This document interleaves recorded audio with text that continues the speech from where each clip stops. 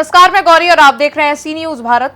जैसा कि हम सभी जानते हैं, हर बच्चे को शिक्षा मिले और हर बच्चा भविष्य में देश की प्रगति में भाग ले सके, इसके लिए सरकार की ओर से कई योजनाएं लागू की जाती हैं और इन योजनाओं के लिए सरकार लाखों रुपए का अनुदान भी आवंटित करती है। लेकिन अक्सर कुछ अधिकारियों की लापरवाही से अनुदान का लाभ अंतिम छोर तक नहीं पहुंचता। हाल ही में कुछ वक्त पहले हमारे संवाददाता ने तिलकवाड़ा के खरौड़ गांव का जायजा लिया तो वहां स्कूली बच्चे नीम के पेड़ के नीचे बैठकर शिक्षा ले रहे थे। आज दूसरी ओर कुछ बच्चे मंदिर के आंगन में बैठकर शिक्षा लेते दिखाई दिए।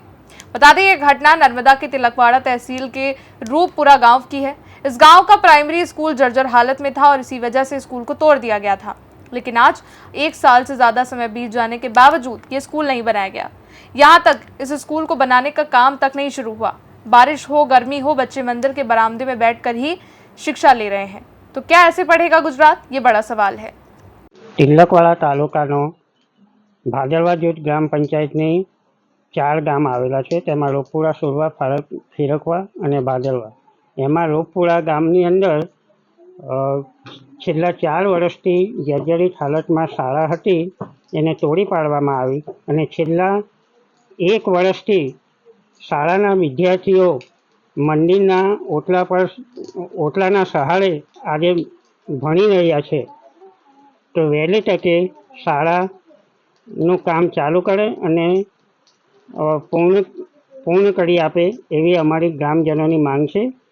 अने गाममां आववा जवानो रस्तो पण नथी। छेल्ला घणा वर्षथी वारंवार रजूआत करी होवा छतां पण रस्तो हजू आववा जवानो बन्यो ज नथी। आज सुधी अवर जवर करवा माटे एक ज रस्तो छे, ए पण हजू गंभीर हालतमां छे। શું નામ છે તમારું? તડવી શૈલેષભાઈ ચંપકભાઈ, રૂપપુરા। આ રૂપપુરાની શાળાની 2 વર્ષથી ભંગાર થઈ ગયેલી છે। તો બાળકો હાલ માતાજીના મંદિરે ભણે છે અને બાળકોને અને શિક્ષકોને ઘણી તકલીફ છે। તો આ વહેલી તકે આ પ્રશ્નનો ઉકેલ થાય એવી અમારી માંગણી છે। મેં રસ્તો પણ ગામનો ઘણા ટાઈમથી રજૂઆત કરવા પણ રિપેરિંગ કરવા જેવો છે અને બાળ આંગણવાડીની પણ રિપેરિંગ કામ કરવા જેવું છે। એટલે સ્કૂલ અને આંગણવાડી માટે આ પ્રશ્ન ગામ માટે સરકાર વહેલી તકે હલ કરે એવી અમારી નમ્ર વિનંતી છે। દામોદરભાઈ, नर्मदा से सी न्यूज संवाददाता वसीम मेमन की रिपोर्ट।